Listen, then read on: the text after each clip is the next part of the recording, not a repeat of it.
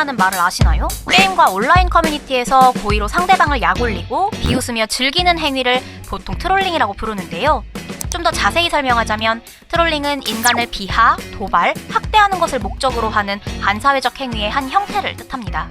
트롤링을 일삼는 일명 트롤은 커뮤니티 게시물과 소셜미디어 블로그 포스팅, 댓글, 이메일, DM 등 다양한 온라인 소통 시스템을 이용해 특정인을 풍자하고 위협하고 공격합니다. 성희롱적 발언도 일삼고 혐오 발언으로 누군가를 무너뜨리는 걸 즐기죠. 트롤링은 대상자의 특정 정체성에 공격하는 특징을 갖고 있습니다. 특히 여성 직업인을 향한 트롤링이 만연합니다. 대표적인 피해 대상에는 여경이 있습니다. 일부 여경의 행동을 전체 여경의 문제로 일반화해 여경은 미숙하고 신체적으로 약해 쓸모없다는 주장을 바탕으로 한 여경 무용론이 끊임없이 제기되곤 하죠. 민원련은 2018년 5월 1일부터 2019년 5월 23일까지 유튜브에 여경이라는 키워드로 업로드된 게시물을 모니터한 적이 있습니다. 이 중 조회수가 높은 게시물을 추린 결과 18개 영상의 종합 조회수는 무려 1185만 회였는데요. 막상 영상 속 주장의 사실관계를 파악하면 일부 사실을 과장해 왜곡하거나 아예 가짜뉴스를 생산해 네티즌을 부추기는 트롤링이 만연했습니다. 2018년 부산에서 발생한 교통사고 현장에 여경 4명이 출동했으나 막상 여경들은 어떻게라며 당황해하기만 하고 시민이 대신 구조작업을 했다는 일명 부산경찰 오토케 사건. 오직 인터넷 커뮤니티에 올라온 사진 하나와 이를 주장하는 네티즌 글만으로 일파만파 퍼진 이 사건에 경찰 측은 인터넷에 올라온 글과 달리 여경들이 적극적으로 사고를 처리했다며 시민들과 협업이 이뤄졌다고 사실관계를 전달했지만 끝까지 변명 혹은 거짓으로 취급받았죠. 2021년 11월 인천 흉기 난동 사건 때도 함께했던 남성 경위는 부적절한 대응을 했음에도 임용된 지 1년이 안 된 15 여성 경찰만 비난의 대상이 됐습니다. 하지만 경찰 교육 시스템을 비롯한 본질적인 문제는 파고들지 않았죠.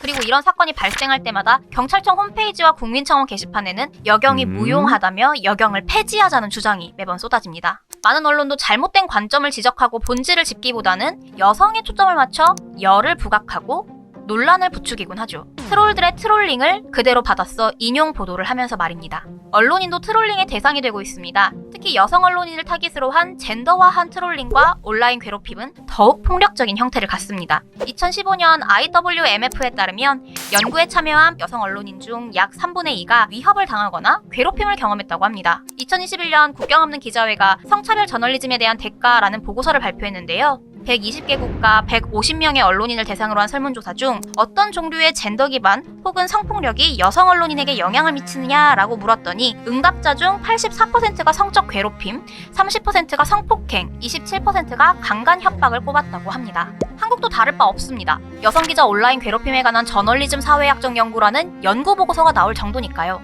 20명의 여성 기자와 1명의 젠더팀 소속 남성 기자를 심층 인터뷰한 이 보고서는 현재 여성 기자에 대한 괴롭힘은 일상적인 수준으로 존재하며 괴롭힘의 경험은 일종의 저널리즘 노동의 공기처럼 존재한다고 말합니다. 온라인 폭력에 노출된 여성 언론인을 적극적으로 보호하는 언론사는 찾기 힘들고 그 안에서 피해자들은 정신적인 고통에 시달리고 강박적인 검열에 갇혀 자기 검열로 이어진다고 합니다.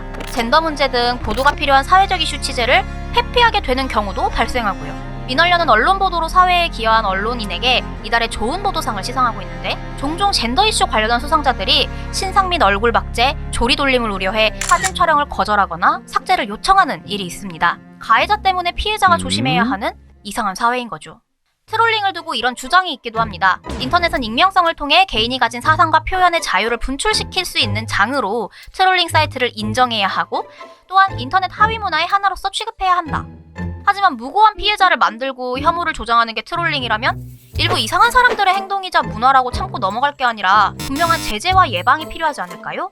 무엇부터 바꿔나가야 할까요? 언론이 시작점을 만들 수 있을 것입니다.